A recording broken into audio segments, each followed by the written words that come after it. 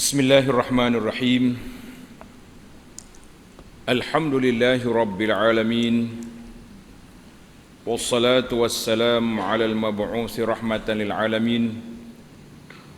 Nabiyyina wa habibina wa qudwatina Muhammad ibn Abdullah wa ala alihi wa sahbihi wa man sar ala nahjihi wa ihtada bihadihi wa istanna bi sunnatihi ila yaumiddin. Amma ba'd. Alhamdulillah, syukur kita kepada Allah Azza wa Jalla, pada hari ini 4 hari bulan 10 2022 kita dapat meneruskan pengajian kita siri-siri kuliah di Masjid Sayyidina Osman radhiyallahu anhu ini dalam kitab kita Al-Mu'inul Mubin. Kitab Al-Mu'inul Mubin jilid yang pertama. Kita masih lagi dalam bab salat, dalam bab salat iaitulah sunat sebelum salat. Tengok balik kitab kita tu, sunat dalam salat ni terbagi kepada 3. Sunat sebelum salat, sunat dalam salat, dan sunat lepas salat. Jadi yang kita nak bincangkan sunat sebelum salat ni, alhamdulillah, dalam pada muka surat yang ke-53 dia. Sunat-sunat yang lebih dahulu daripada sembahyang. Makna sunat sebelum kita sembahyang. Yang pertama azan, yang kedua iqamah. Selesai dah kita, nombor 1, nombor 2 selesai. Sambung kita di muka surat 60, tuan-tuan tulis nombor 3 situ. Sunat yang ketiga iaitulah menyediakan dinding sembahyang. Ini bahasa Melayu lama ni. Kita bahasa Melayu lama tak ubah huraian tu dengan cara baru. Kalau ubah dia jadi hilanglah dia punya seni dia tu. Seni. Kita kata oh ni bahasa lama. Memang bahasa lama. Kita kena belajar juga seni bahasa orang tu. Jadi menyediakan dinding, dalam bahasa Arab ditulis sutrah. Kena tulis kuat Arab tu, sutrah. Sutrah ni maknanya macam penghalang di antara tempat kita semaya dengan tempat laluan orang. Itu dia panggil sutrah. Sutrah. Perbincangan kita tentang sutrah, martabaknya 4 bahagian. Martabak sutrah ni ada 4 bahagian. Yang pertama ialah dinding ataupun tiang. Ni tak ada orang kacar kita. Kita depan kita tu dinding, kita semaya belakang dia. Ataupun tiang. Itu nombor 1. Yang keduanya adalah dicacakkan, dipacak tongkat di hadapannya. Mana kalau kita semaya di ni orang zaman dulu, zaman Nabi sallallahu alaihi wasallam, masjid dia tu buat dengan pasir, tanah. Bolehlah kita ambil tombok pergi pacak depan tu. Ataupun kita solat tengah padang. Kata atas kapek ni mari pacok tokak sini, beramak dengan Imam Amin lah kita ni. Jadi mana kalau kita semaya tengah padang ataupun kita semaya di mana-mana lah, Kela ke tak, pergi piknik di tepi pantai, kita nak solat, kita boleh pacak kayu itu. Panjang mana kayu, dan sekurang-kurang tingginya ialah sekadar 2/3 hasta. 2/3 hasta. Setakat ni lebih kurang. Dalam kitab Mu'tamad dikata sekadar 30 cm. 30 cm. Itu dalam ukuran kitab Mu'tamad ni. Dalam kitab Mu'tamad dia banyak ukuran baru. Zaman kita nak suruh pelajar, anak-anak muda ni boleh faham. Yang ketiga, hendaklah dihamparkan akan hamparan sembahyang seperti sejadah dan sebagainya. Itu dipanggil martabak yang ketiga, kita hamparan. Mana kita letak sejadah tu, orang nak melintasi, dia lintah lepas sejadah. Tak apa. Jangan lintah atas sejadah kita. Kalau dia melintah di atas sejadah kita, bermakna dia melintasi di hadapan orang solat. Itu salah lah tu. Yang keempat, hendaklah digariskan di hadapannya satu garisan yang panjang. Kita kata kita tak ada apa ni, tidak ada sejadah pun tak ada, tiang pun tak ada, tapi kita buat garisan, ambil garisan. Jadi timbul zaman kita hari ni, kapek kita ni sudah bergaris. Maknanya kalau kita solat tu, orang melintas di depan garis tu, kira lepas dah tu. Ya, cuma itu, dia yang tak bolehnya lalu depan kita. Sempadan hak kitanya, yang dia tak boleh melintasinya, hak kita, sempadan dia di antara kita berdiri dengan kita sujud. Adalah 3 hasta gitulah, lebih kurang. Itu kalau orang lintas tu, tengok hukum dia nanti. Berdosa, kita boleh tolak dia, kita boleh sekat, dan kita kena sekat dia. Sebab dia telah buat satu perkara yang menyalahi, melanggar SOP orang solat. Langgar daripada orang solat. Sabda Nabi sallallahu alaihi wasallam, ada riwayat ni Nabi kita bersabda, kata apa? Iza shalla ahadukum falyaj'al tilqa'a wajhihi syai'an. Iza shalla ahadukum, apabila kamu salat, hendaklah kamu jadi letak depan kamu itu satu benda. Fa illam yajid falyansib asa. Tak ada benda, kita pacak tongkat. Kita zaman dulu orang main tombok zaman kita ni tongkatlah pacak. Fa illam yakun falyakhuttu khatta. Kalau tak ada semua alat tadi, dibuat garisan. La yadurruhu man marra baina yadayhi. Setelah kita letak pak tongkat ke, letak garisan ke, maka tidak lagi memberi mudarat, tiada lagi mengganggunya orang yang lalu di antara hadapannya. Jadi itu dah. Hadis ini riwayat Imam Ahmad, Ibnu Majah. Kata para muhakkik di antara Syekh Ahmad Syakir dan juga Syekh Arnaud dalam Tahqiq Musnad, mengatakan sanad dia dhaif. Sanad dia dhaif.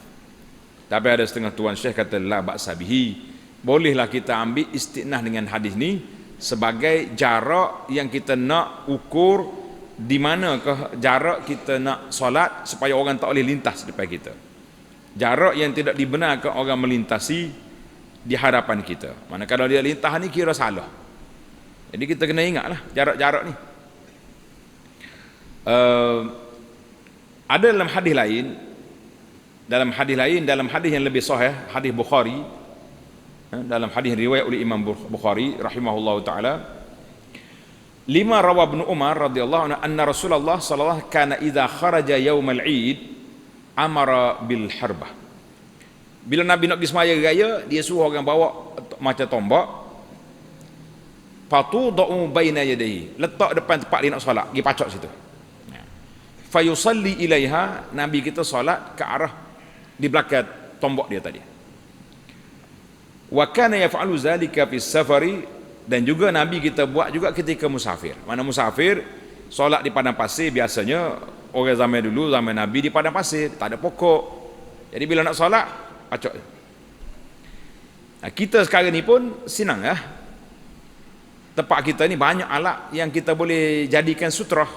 Tengok kita ni. Dan dikiaskan dengan garisan. Maknanya Nabi kalau dalam hadis ni walaupun tak tapi ada sebut tentang garisan, khatta. Dikiaskan akan hamparan tikar sembahyang. Ini kita kata sejadah lah kita ni. Sejadah yang kita guna untuk solat ni memang ukuran dia banyak tu dah. Jarak dia tu banyak tu. Dan dia dahulukan atas garisan kerana ia lebih nyata pada maksudnya. Mana kalau kita nak ke ukuran nombor 1 dinding ataupun tiang, yang kedua pacak tongkat ataupun apa saja alat-alat. Kita hari ni nak bawa tongkat payah, nak pacak pun tak boleh. Nak pacak macam mana atas kapek orang ni. Kita ambil raha. Ambil raha tak depan kita pun semaya. Kalau orang lalu depan raha kita tu, biarnya lalu lah. Tidak salah dah tu. Mana dia tidak kira melintasi depan orang solat, dia kira duduk depan orang. Oh, saya ni kan sekarang ni ada anak-anak muda ni bahasa jenis jalan galah beg. Nah, galah beg laptop lah, beg buku-buku lagi senang. Ambil beg letak depan. Jadi dah tu. Cuma masalah beg wanita tu jangan hati-hati tu letak depan. Orang tengah rokok, tengah sujud, mari carut ambil boleh. Allahu akbar. Itu penyakit lain pula tu. Kalau nak letak beg depan je, tali tu kena panjang. Tali tu kita sakut kaki. Kayak tali bit panjang kan. Jadi tali tu kita sakut di kaki, kita letak bit depan. Kalau orang tarik sekali dengan tua-tua rebah. Dia kata ambil sekali dengan aku nak ambil kan. Mana boleh. Jadi kita kena langkah keselamatan tu kena ada. Tapi untuk hukum cukup. Memadai kita letak bit ke, letak rehal ke, letak apa saja. Oh letak Quran, tak okeylah kita letak Quran atas lantai begitu. Itu tidak beradab pula dengan Quran. Tapi kalau buku-buku lain boleh je letak apa sajalah letak. Dan ada jumpa kerusi, letak kerusi. Jadi ya. Itu dia panggil naknya ada tanda, ada sempadan, dia panggil sutrah, ada sempadan di antara kita dengan laluan orang nak lalu. Selesai masalah kita. Kata Sayyidah Aisyah radhiyallahu anha, dalam masa peperangan Tabuk ditanya Rasulullah sallallahu alaihi wasallam dalam masa peperangan Tabuk dari hal dinding, tembok ataupun sutrah salat. Orang tanya setakat mana Rasulullah? Jarak kita ni setakat mana? Maka jawab Nabi sallallahu alaihi wasallam mithlu muakhkharatir rahil. Artinya lah seumpama tambatan kenderaan. Mana orang panggil tempat orang ikat kenderaan. Lebih kurang tadi, lebih kurang 2 jengkal gitulah. 2/3 hasta tadi. Hadis ini dikeluar oleh Imamul Muslim sekadar tambatan kenderaan ialah kadar 2/3 hasta. Mana kalau kita tinggi ni cukup tu patut. Comel lah tu.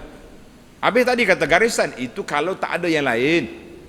Kalau ada pilihan kita kena pilih yang tadilah. Itu dia panggil, dia punya susunan tu comel dah tu. Susunan dia tu lawa. Molek dah sebab dia ikut tertib. Baik. Apakah hukum setelah kita ada sutrah? Kita dah ada sutrah. Kalau orang melintasi juga apa hukum? Dan diharamkan melalui di antara hadapan tempat sembahyang ketika itu. Bila ada sutrah, kalau orang mari lalu depan itu, kita kena sekat. Sabda Nabi sallallahu alaihi wasallam, "Lau ya'lamul mar baina yadayil musalli maza alaihi lakana an yaqifa 40 sana khairan lahu min an yamurra baina yadayhi." Jikalaulah mengetahui orang yang lalu di hadapan orang yang sembahyang, apakah hukumnya? Mana kalau orang ni tahu hukum lalu depan orang semaya ni sesungguhnya adalah berhenti 40 tahun. Dia berdiri 40 tahun tunggu sampai kawan itu sudah solat, lebih baik daripada lalu di hadapan orang yang sedang sembahyang. Tak ada orang berdiri orang semaya 40 tahun. Tapi Nabi kita bagi satu gambaran 40 tahun pun kena kamu tunggu. Apalagi kalau 40 saat. Orang semaya sunat dalam tempat kita ni berapa minit sangat je. Bukannya semaya tarawih. Jadi itu solat 40 tahun. Wa fi riwayatin wa fi riwayatil Bazzar 40 kharifan. 40 kharifan samalah juga. Maknanya 40 musim. 40 musim itu 40 tahun. Hadis yang ini mengingatkan kepada kita larangan daripada melintasi di pawai salat. Dan mengkiaskan setengah ulama, sebahagian ulama kata apa? Dengan lalu itu duduk. Orang duduk semaya kita duduk depan dia. Dan memanjangkan kaki berlunjur. Hidup pelonjor depan kaki orang semaya. Dan juga barang yang di hadapan orang yang sembahyang, jika menjadikan sebab membimbangkan orang yang sembahyang, maka sabit bermakna lalu juga. Jadi orang sembahyang kita duduk depan dia. Dia apa? Terganggulah dia tu. Aku nak sujud mana apa ni? Sujud atas belakang kawan ni aku. Ataupun kita pergi holor kaki. Tak boleh. Tapi kena ingat, kalau orang duduk tak apa. Contohnya kita nak sembahyang sunat.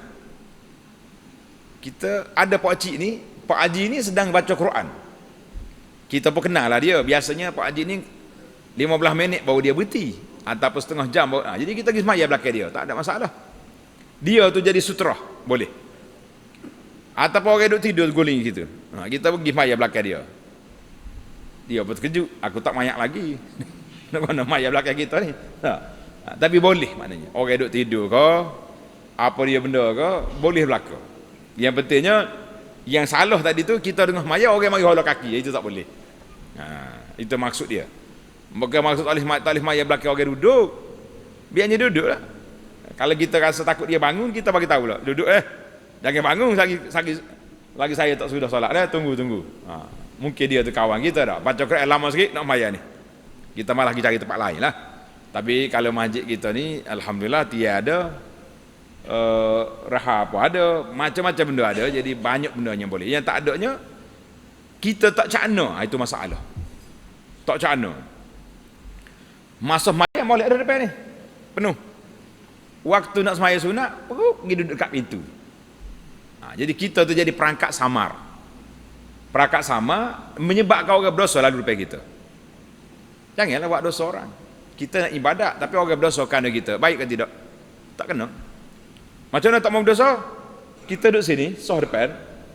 Waktu nak solat, naik duduk depan tu. Naik duduk dekat dinding. Lagi selamat, tak ada orang lalu. Ni dah nak solat, pusinglah kau belakang, duduk dekat pintu. Lalu orang. Jadi kita buat masalah. Ini kena ingatlah. Peraturan ni kadang-kadang tidak diambil cakna kata orang, tidak diambil berat oleh orang. Maka kita rasa satu benda yang perlu diperingatkan sentiasalah. Dan sekira-kira sembahyang di tempat yang telah diadakan dinding, disunatkan baginya menolakkan orang yang lalu di antara sembahyang. Mana kalau setelah kita buat sutra, kita duduk mayat belakang dia, tiba-tiba orang nak lalu cerah tu, kita kena sekat. Sabda Nabi sallallahu alaihi wasallam, "Iza shalla ahadukum ila syai'in yasturuhu minan nas, fa arada ahadun an yajtaza baina yadayhi falyadfa'u. Fa in aba falyuqatilhu. Fa innama huwa syaitan." Hadis muttafaqun alaih. Artinya apabila seorang kamu menghadap sesuatu, mana kita solat tu menghadap ke arah sutra yang menutup akan dia daripada manusia, patut orang tak lalu depan kita, maka hendaklah juga seorang itu melalui di hadapan orang itu nak lalu juga, kita pun sekat, kena sekat. Nak lalu lagi, maka hendaklah kamu tolak dia. Kita pergi ke depan sikit, kita tolak dia. Jika enggan dia berlawan pula, macam nak berbahaya, kita nak lalu juga. Apa dia? Nabi kata fal yuqatiluhu. Ni terjemahan dia berat ni. Hendaklah kamu bunuh akan dia. Bunuh sini maknanya bukanlah bunuh ambil kapok tayar tapal tidak, maknanya fal yuqatilu, kena lawan. Maknanya kita kena keras sekali. Hoi, jangan bunyi tengah mayat tu. Tak. Kena semangat. Dia kata nak kalau hok belajar tak apalah dak.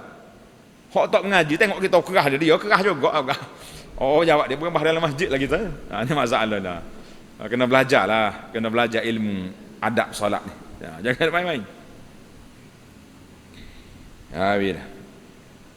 Nabi kata apa? Fa innama huwa syaitan. Mana kita sekat dia nak pergi juga, kita tolak dia nak pergi juga, kita lawan. Kena kuat sikit lawan tu, sebab dia telah dirasuk oleh syaitan. Syaitan suka kacau. Syaitan ni tak suka orang salat. Orang sujud lah syaitan paling marah sekali, sebab dia derhaka kerana sujud. Allah Ta'ala uji dia dengan sujud. Kata Imam Nawawi rahimahullah, tiadalah saya mengetahui akan seorang dari ahli fiqh katanya dengan mewajibkan menolaknya. Wajib nak tolak tu, aku tak tahu Nawawi kata. Tapi sekurang-kurangnya elok sunatlah kita tolak dia tu. Tapi kalau nak pergi juga, pergilah. Dosa-dosamu bukan kita punya dosa, kita dah sekat. Cerita baca hadis ni fal yuqatilhu ni ada sungguh. Cerita budak-budak ni, dia dengar hadis ni, dia pun semaya. Bila semaya, adik dia nak lalu ke depan, dia tolak. Nak lalu juga tolak. Sudah maya kan ambil pisah. Ibu dia kata, kenapa tu? Ni syaitan dia kata. Sebab Nabi sebut fa innama huwa syaitan. Dia nak lalu depan. Budak kecil duk main hal. Abang baca hadis sungguh ni, ahli hadis sungguh tu dia ni. Wah, jangan main baca hadis ni biar kena penjelasan lah. Maknanya fal yuqatil bukan mana pergi perangan dia. Maknanya kita tolak dengan kuat sikit. Dan kata sebahagian ulama, ada lagi pandangan lain pula berkata, adalah yang memalingkan daripada wajib itu asalnya bila Nabi suruh wajib. Kenapa dia ulama kata tak wajib, Imam Nawawi kata tidak wajib? Iaitu tersangat menghilangkan, maknanya maksud fal yuqatilhu tu Nabi kita sangat menghilangkan bagi tujuan sembahyang yang menghendaki khusyuk dan tadabbur. Sebab bila orang duk lalu, kita pun tak khusyuk duk tengok orang. Tetapi pihak ahli-ahli zahir, ulama zahiri yang dipelopori oleh Daud bin Ali Az-Zahiri dan disambung oleh Ibnu Hazm, itu dia panggil ahli zahir, tetap bertegas dengan wajibnya. Jadi mazhab zahiri kata wajib kena tolak. Majoriti ulama kata sunat tolak, tidak wajib. Tapi walau macam mana pun, orang yang melanggar, melintasi itu bagi dia berdosa, sebab dia melintas di hadapan orang. Baik, apabila mengqasar seorang itu akan sembahyang seperti dia berdiri di tengah-tengah jalan, ataupun menyediakan dinding yang ketiadaan menyempurnakan bagi syarat-syaratnya, ataupun ada ia di barisan saf yang di hadapannya itu ada lubang yang tiada mungkin menutupnya melainkan dengan melalui di hadapan orang yang sembahyang itu, maka hukumnya tiada haram dan tiada juga makruh. Jadi contohnya kita kata orang ni pergi semaya tengah jalan, orang masyarakat banyak ni, dia mengganggu, maka itu bolehlah kita langgar dan tidak haram perbuatan itu dan tidak makruh juga. Maknanya kesalahan tu kesalahan orang itu yang buat sutrah tak sempurna. Tak sempurna dia buat sutrah. Maka kalau orang langgar tidak berdosa. Sebab itu timbul persoalan tentang solat depan masjid haram, di masjid haram. Ada sutrah ke tidak? Boleh tak boleh lalu depan orang solat di masjid haram? Timbul soalan. Jadi di masjid haram itu sekiranya di kawasan tawaf, orang semaya situ boleh kita lalu. Sebab dia mengganggu. Kalau semua orang solat, orang nak tawaf macam mana? Jam habis tawaf. Jadi tak boleh. Masjid haram hak lain tak boleh. Yang masalahnya di tempat tawaf. Tempat tawaf tu kalau orang solat situ, kita boleh tawaf teruskan. Sebab dia mengganggu perjalanan orang. Biasanya yang duk ganggu orang tawaf ni puak-puak Syiah. Orang yang pergi umrah, pergi haji, nampak Syiah ni duduk mana? Dia duduk kumpul di makam Ibrahim. Dia kumpul, patut dia pagar puak dia ni. Dia pagar. Hak tak patut tengah tu mai. Hak lain duk pagar, duk tolak orang. Ni bahasa jenis pengkhianat. Dia nak khianat kepada Ahlus Sunnah. Bagi dia puak Syiah ni, mengkhianati Ahlus Sunnah ni ibadat. Ngenak. Tu hak pergi Mekah, kasih ke tidak? Dia duduk bolok di mana? Dekat makam Ibrahim. Itu tempat dia mengacar situ tu. Jadi kita jangan duduk biar ke dia, jangan duduk ikut dia kita.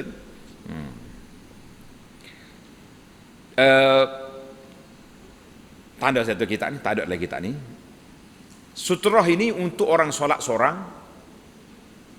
untuk imam solat seorang, dan untuk imam. Ada pemakmum dia tak ada sutrah. Makmum tak ada sutrah. Contohnya imam sini, kita sah pertama penuh, sah yang kedua penuh, sah yang ketiga tidak penuh. Orang baru masuk dia boleh pergi cari sah tempat tak penuh. Dia boleh berjalan celah orang ni sebab tengah tu kosong. Maknanya berjalan di tengah saf, di celah-celah sah orang itu tidak dilarang sebab masalahnya kita nak penuhkan saf. Ni ada setengah orang ni dia salah faham. Bila orang lalu depan dia nak pergi cari tempat kosong, begini sekat. Kita pun bisik, jangan duduk sekat lah. Kita makmum ni tak boleh nak sekat, jangan jadi JPJ sini. Orang boleh sekatnya sama ada kita solat seorang ataupun imam. Bila kita solat berjamaah, imam tu saja yang kena sutrah. Jadi tak ada masalah imam pun dengan ekor dia tu sutrah dah tu. Kadang-kadang ada setengah masjid tu dia guna mikrofon, mic. Kok ada tiar tu. Ada tiar tu sutrah. Sopong tombok dah lah tu. Dia terbuka tombok ni. Iyalah.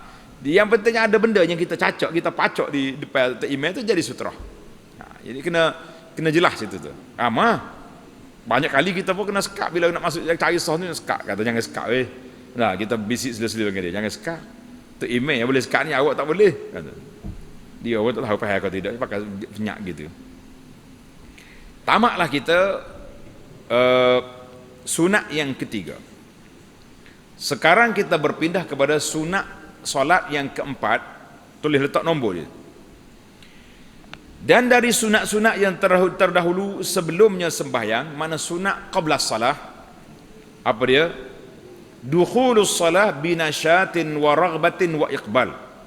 Dalam kitab ada kata, hendaklah dia masuk ke solat, dia mulakan solat dengan perasaan yang gembira, tenang hati daripada segala macam kebimbangan, khusyuk, tenang dia panggil. Dan supaya dapat menghasilkan khusyuk dalam solatnya. Maknanya kena tulis itu. Tenang hati, gembira, mana suka kita nak sembahyang. Kita nak solat, kita suka. Jangan lagi malah ya bang, bangun tu awak tak gerak lah. Dan juga semangat, raghbah, mana kita sendiri tu nak solat. Jangan bangunkan orang tengok. Kenapa? Kerana firman Allah Ta'ala, wa aqimis salata li dzikri. Dirikanlah sembahyang kerana memperingati Allah. Surah Taha ayat 14. Adapun orang yang bangun solat dalam keadaan malas, ini perangai munafik. Na'udzubillah. Hanya munafik yang malas solat ini. Allah Ta'ala firman dalam Quran, surah An-Nisa ayat 142, Innal munafiqina yukhadi'una Allah wa huwa khadi'uhum wa idza qamu ila salati qamu kusala yura'una an-nas wa la yadhkuruna Allah illa qalila. Allah kata apa? Sesungguhnya orang-orang yang munafikin itu menipu mereka akan Allah. Dia nak tipu Tuhan. Dan Allah pula menipu pula akan mereka itu. Allahu akbar. Wa huwa khadi'uhum. Allah Taala tahulah perancangan tipu dia tu. Wa idza qamu ila shalah, bila mereka berdiri salat, mereka berdiri dengan malas. Dia maya dengan malas. Satu. Yang kedua, yura'una nas, nak pergi tunjuk orang. Kenapa pergi masjid tu? Lama tak tunjuk muka. Itu perangai munafikin lah gitu. Jangan cakap macam tu. Ni ada juga setengah orang tu. Kenapa pergi masjid petang ni? Lama tak tunjuk muka gitu email. Kalau ada kenduri nak mari rumah payah, tak apa nak mari tak. Ni dia panggil solat munafik. Pergi semaya bukan kerana Tuhan, kerana nak tunjuk orang. Sifat munafik yang ketiga, wala yazkurunallaha illa qalila, dan mereka tidak ingat kepada Allah malaikat sedikit je, tak ingat-ingat pun kepada Tuhan. Waktu saja rutin saja. Dia panggil ritual. Ayat ini surah An-Nisa 142, kita mengatakan mana kita nak semaya ni, hilangkan benda-benda yang mengganggu kita. Kita hilangkan perkara yang mengganggu kita.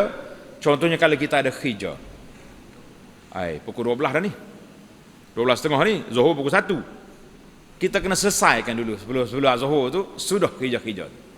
Supaya kita masuk dalam solat nanti Allahu Akbar, kita tidak mikir lagi. Nah, kalau kita ada nak bercakap dengan orang ke, nak telefon orang ke, nak WhatsApp, sudah dulu. Maknanya bila orang azan tu kita sesat, biar kita boleh masuk solat dalam keadaan hati kita tenang, kita tidak memikir panjang, kita pun tidak duk cari lepas pada nak telefon orang. Itu dia panggil. Yang pentingnya semua perbuatan yang menghilangkan khusyuk itu, semua perbuatan yang menghilangkan khusyuk, maka tak boleh kita adakan. Dia kena hilang belakang. Baik. Itu di antara empat perkara yang kita kena selesaikan sebelum solat. Baik, bila nak solat, apa lagi yang patut kita buat? Ni belum solat lagi ni, tapi nak solat dah. Tulis di kitab tu, tak ada kitab. Tulis nombor 5. Bila dah qamat, bila ke waktu kita bangun? Al-qiyam ba'da al-iqamah. Kata dalam kitab kita ni, yustahabbu lil imam Sunat bagi pak imam dan juga orang yang nak solat itu berdiri qaiman illa ba'da an yafrughal muazzin. Bila lepas pada muazzin qamat, barulah kita bangun. Buat waktu bangun. Sebab dia kata selagi tak habis qamat, maknanya dia masih lagi duduk memanggil orang, mari. Jadi lepas qamat tu kita bangun. Itu waktulah. Tapi kalau kita nak bangun awal lagi duduk diri tu, lagi cepat kita bangun tak? Tapi dia punya kaedah dia kata la yaqumu lis-salat illa ba'da an yafrughal muazzin. Kita tak bangun kecuali selesai semua muazzin dah qamat, imam pun bangun, maka barulah kita bangun, baru kita berdiri. Hak ni biasanya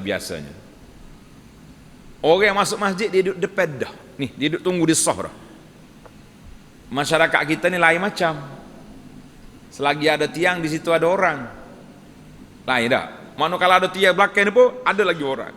Jadi kalau habis qamat ni orang tu imam baca Fatihah baru siapa mari dia. Jadi kita kena tengok suasana. Mana kalau kita duduk di saf dah, duduk depan dah kita ni, kita tak bangun kecuali bila sudah qamat. Bila sudah qamat baru kita bangun. Itu di antara adab. Kemudian yang kelima, yang ke-6, sebelum kita akad takbir, dia panggil taswiyatus sufuf. Kita kena betul saf. Di antara sunat sebelum kita mula solat iaitulah taswiyatus sufuf, betulkan saf. Hija betul saf ni yustahabbu lil imam. Sunat bagi imam sebelum dia akad takbir, dia kena palih ke makmum, tengok dulu. Dan dia suruh betul saf. Saf. Betulkan saf, rapat saf. Kalau tak rapat, kena arah. Belakang kosong, penuh dulu. Dekat pintu ramai dah, sini kosong, panggil. Itu kerja pak imam. Mana kerja imam ni, dia kena berpaling kepada jemaah 2 kali. Imam, dia kena berpaling 2 kali kepada jemaah. Satu, dia berpaling sebelum dia akad takbir. Tengok dulu jemaah ada ke tak. Sah betul ke tak betul. Bila betul, barulah dia angkat takbir. Allahu Akbar. Bila pula, sekali lagi imam kena berpaling bila selepas dia bagi salam. Lepas bagi salam, tu imam kena paling sekali. Sama dia paling betul ke belakang atau kita paling usuk. Macam kita paling usuk, paling kot ni, itu betul dah tu. Jadi itulah ada adat sebelum kita solat. Mana ingatlah tak? Yang pertama azan, yang kedua iqamat, yang ketiga kita ada sutrah, yang keempat kita masuk solat dalam keadaan kita hati kita tenang. Dan juga tanggungjawab imam nak solat mesti apa dia? Betulkan sah dulu. Ada setengah orang ni dia betul sah, tapi dia tak paling lah. Dia pakai paling ke depan tu. Saf. Betulkan sah, rapat saf, tak tahu ada orang ke dekat belakang. Lah, kena tengok.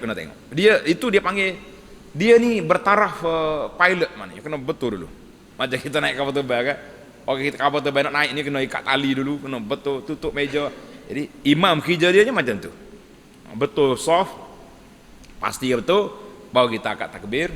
Kita kata itulah beberapa adab ataupun sunat qabla salah. Adapun sunat dalam solat terbagi pada 2. Satu dia panggil sunat ab'ab dan sunat hay'ah. InsyaAllah kita akan bincang nanti dalam sampai pada masa dia nanti. Satu lagi sunat ba'da salah. Lepas maya ada satu sunat lagi, iaitulah sunat dianya kita zikir lepas solat dan beberapa perkara yang akan dibincangkan dalam kitab ini. InsyaAllah tamatlah perbincangan kita akan masuk kepada mengenal waktu sembahyang, ma'rifatu awqatus salah. InsyaAllah kita akan sambung dalam siri yang akan datang. Subhanakallahumma wa bihamdika asyhadu an la ilaha illa anta astaghfiruka wa atubu ilaik. Subhanakallahumma wa bihamdika asyhadu an la ilaha illa anta astaghfiruka wa atubu ilaik. Wa sallallahu ala nabiyyina Muhammad wa ala alihi wa sahbihi ajma'in. Walhamdulillahi rabbil alamin.